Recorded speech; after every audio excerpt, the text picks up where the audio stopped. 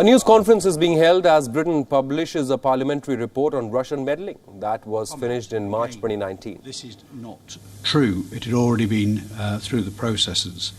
The final point is said that the proper processes hadn't been followed in the consideration of this report. Can I also say that categorically is not true? Everyone who needed to see the report in government had done so. It was now waiting for the Prime Minister to agree the report, which was sent to him on the 17th of October.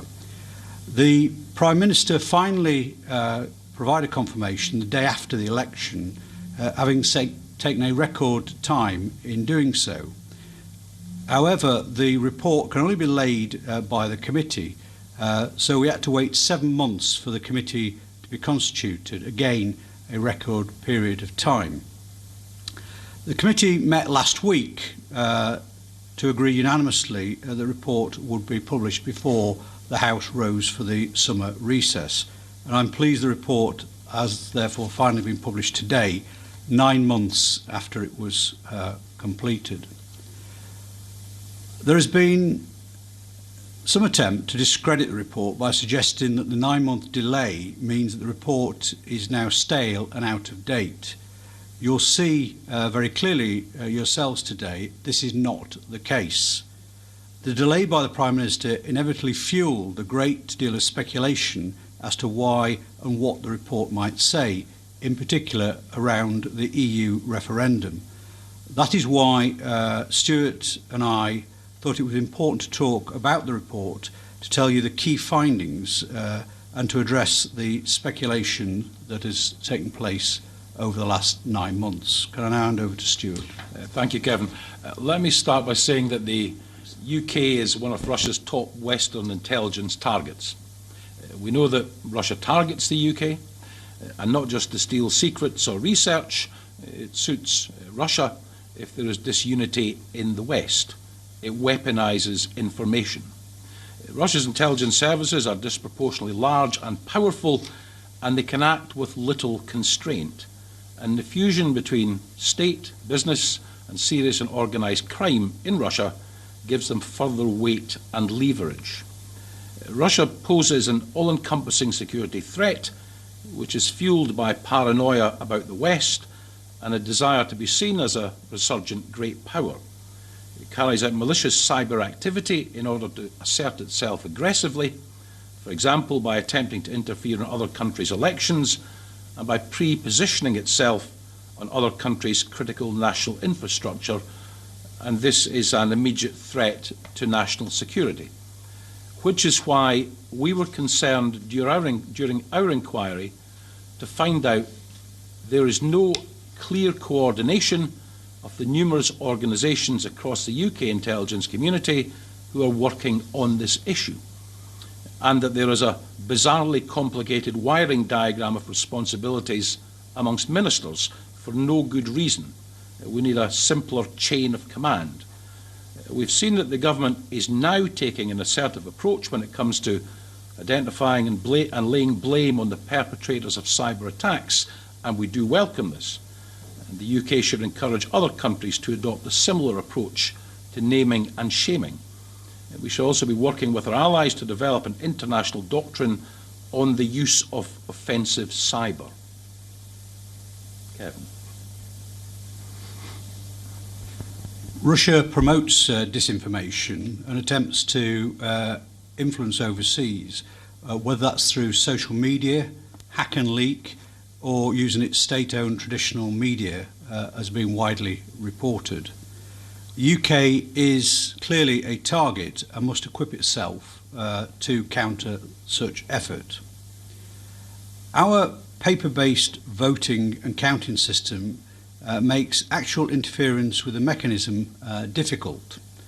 The focus instead is on attempts to influence voters before they cast their votes by spreading disinformation and creating discord by amplifying existing differences.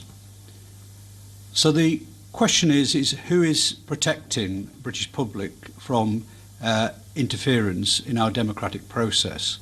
Well, in a nutshell, we found no one is. We found the defence of the UK's democratic process is a hot potato. No one was prepared to accept their overall lead. Now we now do understand that there is a considerable nervousness about the security intelligence agencies getting involved in the mechanics of a democratic process, and that's rightly so. But we're also talking about here about the protection of the process. DCMS and the Electoral Commission simply do not have the weight and access required to tackle a major hostile state threat. Democracy is integral to our country's success and well-being. Protecting it must be a ministerial priority, with the Office of Security and Counter-Terrorism taking the policy lead and the operational role sitting with MI5. This needs to be gripped now. The government must also ensure that social media companies who have failed to play their part to take down the use of their platforms by hostile states. We need clear deadlines within which material will be removed, and government need to name and shame those who fail to do so. Can I now hand over back to Stuart? This lack of interest in responsibility is important because it translates directly across in terms of investigation into and action against interference. And we saw that when we looked into allegations that Russia sought to influence voters in the 2016 referendum on the UK's membership of the European Union. Studies have pointed to the preponderance of pro-Brexit or anti-EU stories on RT and Sputnik and the use of bots and trolls. The actual impact of such attempts on the result itself, by which I mean did the disinformation actually change how people voted, would be difficult, if not impossible, to prove. There has, however, been speculation that this report was going to reveal either that Russia had interfered in or sought to influence the referendum. In the committee's view, it's worse than that. The report reveals that no one in government knew if Russia interfered in or sought to influence the referendum because they did not want to know. The UK government have actively avoided looking for evidence that Russia interfered. We were told that they hadn't seen any evidence, but that is meaningless if they hadn't looked for it.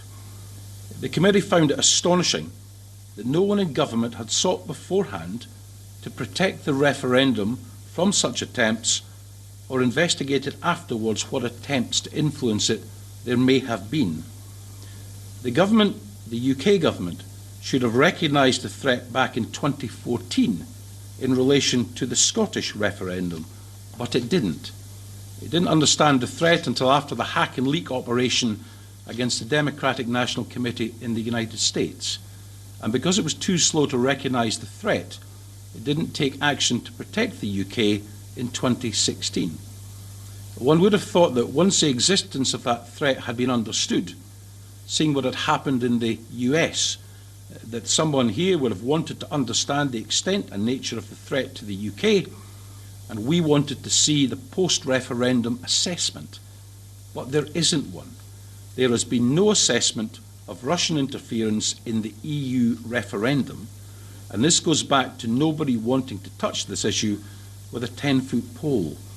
This is in stark contrast to the US response to reports of interference in the 2016 presidential elections. No matter how politically awkward or potentially embarrassing, there should have been an assessment of Russian interference in the EU referendum, and there must now be one. And the public must be told the results of that assessment. We heard last week the government disclosed details of attempts to influence the 2019 election, and there was considerable suspicion about the timing of that announcement and whether it was designed to draw the sting from this report. I cannot see anything that would draw the sting from this report. I will say that it's good that work now appears to be being done to investigate attempts to interfere in the UK's democratic process, although the new committee, will reserve judgment as it has yet to receive the underlying intelligence. But it is all rather too late. They should have done this in respect of previous democratic processes. And we must not let what has happened recently deflect attention from the retrospective work which does need to be done to investigate previous attempts. Now, coming back to Kevin Jones' comments about the delay in publication and speculation as to why that was, the previous chair said he thought that the British public should have been able to see the report before the election. And I agree. The public was allowed to go into that election without knowing that the government had not sought to investigate whether hostile states had been interfering in UK democratic processes. And I find that shocking. Kevin. You, Stuart. The outrage isn't that there was interference. The outrage is that no one has wanted to know if there was interference. And that, I think, comes through very loud and clear in our report. What we do know about Russian influence in the UK is that it's the new normal. Successive governments have welcomed Russian oligarchs and their money with open arms. And there is a lot of Russians with very close links to Putin who are now very well integrated into both UK business, political and social scene in what has been referred to as Londongrad. Yet few, if any, questions have been asked regarding the provenance of considerable wealth. This open door approach has provided an ideal mechanism by which illicit finance could be recycled through the London laundromat. And it is not just the oligarchs either. The arrival of Russian money has resulted in a growth industry of enablers. Lawyers, accountants, estate agents have all played a role, wittingly or unwittingly, and formed a buffer of Westerners who are de facto agents of the Russian state. There is an obvious inherent tension between the government's posterity agenda and the need to protect national security. To a certain extent, this cannot be untangled. The priority now must be to mitigate the risk and ensure that where hostile activity is uncovered, that proper tools exist to tackle it at its source and to challenge it. Stuart.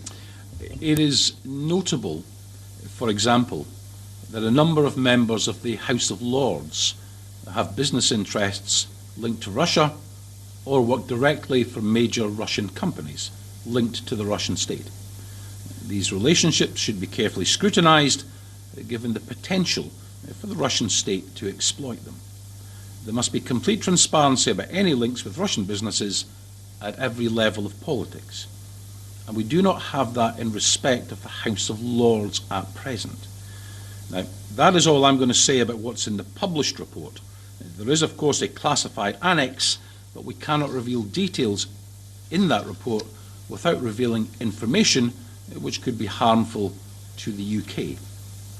On the other side of the coin, in addition to Putin-linked elites, the UK is also home to a number of Putin's critics who have sought sanctuary here, fearing politically motivated charges and harassment. Now, the events of the 4th of March 2018 showed the vulnerability of former Russian intelligence officers who have settled in the UK, and this is one of the issues we do address in the classified annex to the report. What we can say is that it's been clear for some time that Russia under Putin is an established threat, fundamentally unwilling to adhere to international law. The murder of Alexander Litvinenko in 2006 and annexation of Crimea in 2014 are stark indicators of this. But in our opinion, the UK government took its eye off the ball because of its focus on counter-terrorism. The government had badly underestimated the response required to the Russian threat and is still playing catch-up. Russia poses a tough intelligence challenge, and the agencies here must have the tools they need to tackle it. The Official Secrets Act, for example, is simply not fit for purpose when it comes to tackling foreign spies. And until we change that, the intelligence community's hands are tied. Kevin. And just one final point, and that is the need for international consensus against Russian action. To constrain their nefarious activities will rely on making the price to Russia that they extract sufficiently high that they will change, hopefully, their actions. The West is strong when it acts collectively together, and the UK needs to take a leading role in that. The expulsion of 153 diplomats from 29 countries and NATO following the US chemical weapons attack in Salisbury was unprecedented.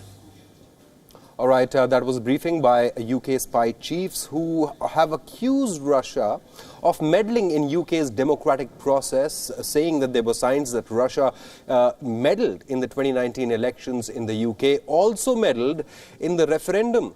That is, as far as EU membership is concerned. For all the details, we are joined by Mandy Clark, who's joining us from London with all the details. Mandy, over to you. What are the major revelations in this briefing?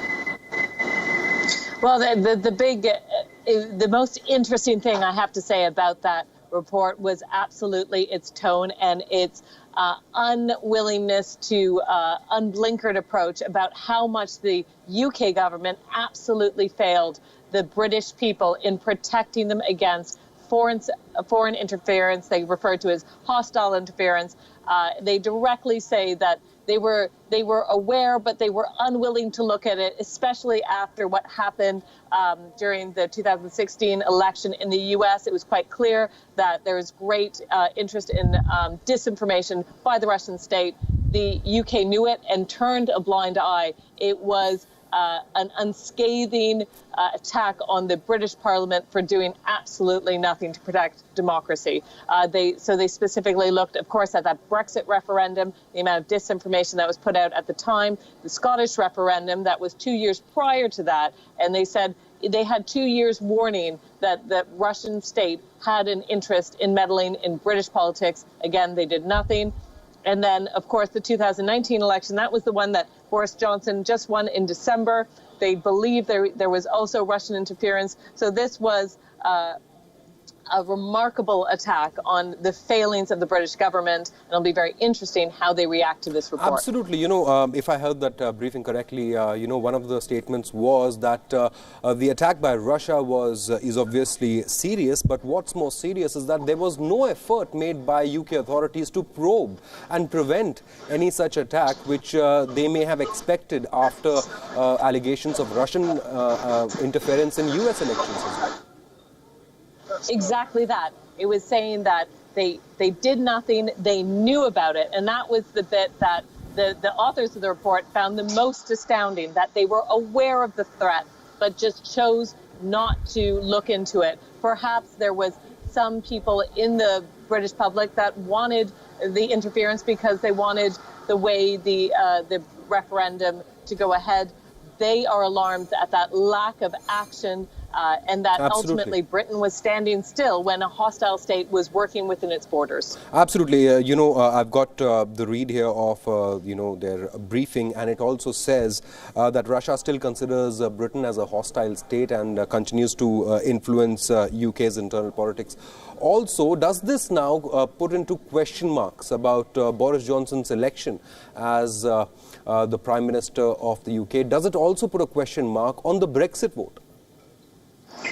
I think there will be a lot of question marks. As they say in the report, it's impossible to know how disinformation, how those lies that were put out about what Brexit will mean, that was put out by hostile states like Russia, had an effect on the voters. So they said they don't see that they were manipulating the votes in the polling box, but opinions before that. That is an impossible way to know how much that affected the vote. And so it does put into question how people were influenced. And also there has been speculation that this report has been done for quite some time and has been delayed until the summer recess, kicked into the long grass. And many have said it's because there would be allegations that it did have an effect on the 2019 election of Boris Johnson and that he wanted to hide it, the report ultimately. So I'm sure those questions will also come up the validity of those elections and the referendum.